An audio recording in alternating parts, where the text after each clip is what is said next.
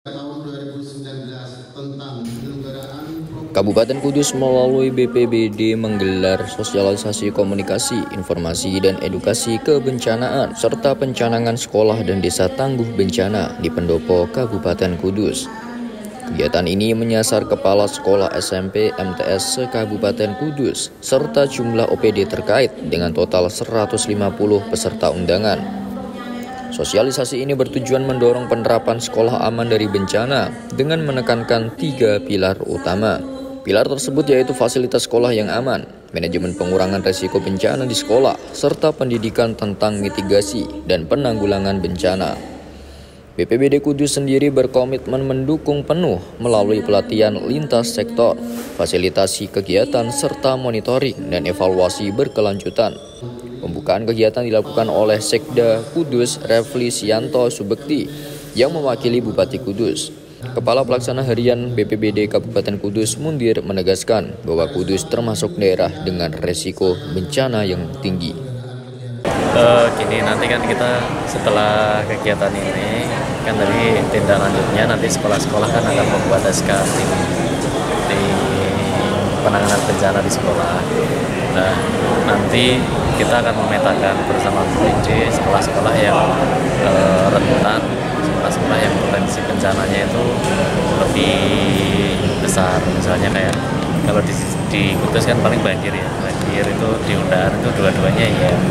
Kemudian di Jati, SMP 2 Jati, kemudian di Rahtau itu rentan longsor. Mungkin itu sih, nanti lebih ke peta penanganan bencana. Ada 7 potensi bencana di Kudus yang mengancam seperti banjir genangan dan bandang, tanah longsor, kebakaran hutan dan lahan, gempa bumi, cuaca ekstrim, dan kekeringan. Bencana seperti ini harus disikapi dengan membangun kesadaran sejak dini, termasuk di lingkungan sekolah. Agenda hari ini tadi ya, sosialisasi tentang SPAB, di mana Sekolah Aman Bencana Kabupaten Kudus baru 5%, sehingga bagaimana upaya kita untuk mencapai yang lebih tinggi lagi. Katakanlah harapannya sih bisa 100%, tapi tidak mungkin, tapi itu kan tetap berjenjang.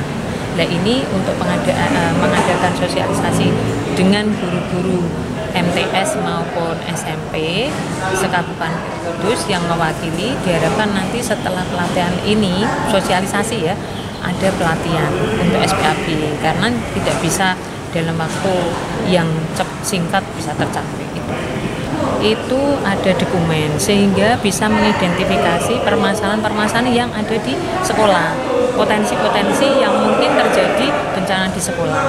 Ya, misalnya tidak terjadi bencana, katakanlah bencana ringan ya, ini yang mungkin terjadi gempa. Nah, itu minimal anak didik tahu bagaimana upaya di saat kebencanaan itu terjadi.